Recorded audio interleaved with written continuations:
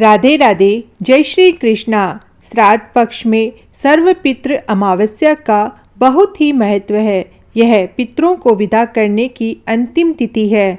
यदि कोई श्राद्ध तिथि में किसी कारण से श्राद्ध न कर पाया हो या फिर श्राद्ध की तिथि मालूम ना हो तो सर्वपितृ श्राद्ध अमावस्या पर श्राद्ध किया जा सकता है। जो व्यक्ति श्रद्धा और विश्वास से नमन कर अपने पितरों को नमन करता है, उसके पितृदेव उसके घर परिवार में खुशियां भर देते हैं। जिस घर के पितृ प्रसन्न होते हैं, पुत्र प्राप्ति और मांगलिक कार्य उन्हीं घरों में होते हैं। अब सुनते हैं सर्वपितृ अमावस्या की कथा। देवताओं के पितृगण अग्निस्वाद जो सोमपतलोक में निवास करते हैं, उनकी मानसी कन्या अच्छोदा नाम की एक नदी के रूप में अवस्थित हुई। मत्स्य पुराण में अच्छोदा सरोवर और अच्छोदा नदी का जिक्र मिलता है, जो कि कश्मीर में स्थित है। एक बार अच्छोदा ने 1000 वर्ष तक तपस्या की, जिससे प्रसन्न होकर देवताओं के पितृगण अग्निस्वाद और महर्षि पद अपने अन्य पितृगण अमावसु के साथ अच्छोदा को वरदान देने के लिए आश्विन अमावस्या के दिन उपस्थित हुए। उन्होंने अक्षोदा से कहा कि हे पुत्री, हम सभी तुम्हारी तपस्या से अति प्रसन्न हैं, इसीलिए जो चाहो वर मांग लो। लेकिन अक्षोदा ने अपने पितरों की तरफ ध्यान नहीं दिया और वह अति तेजस्वी पितृ अमावसु को अपलक निहारती रही। पितरों के बार बार कहने पर उसने कहा, हे भगवान, क्या आप मुझे सचमुच वरदान देना चाहते हैं? इस पर तेजस्वी पितृ अमावसु ने कहा, हे अक्षोदा, वरदान पर तुम्हारा अधिकार सिद्ध है, इसीलिए निसंकोच कहो। अक्षोदा ने कहा, भगवान, यदि आप मुझे वरदान देना ही चाहते हैं तो मैं तत्क्षण आपके साथ रमण कर आनंद लेना चाहती हूँ।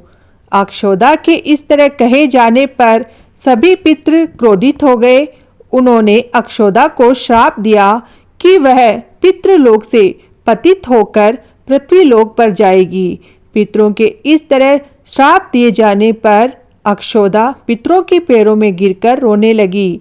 इस पर पितरों को दया आ गई।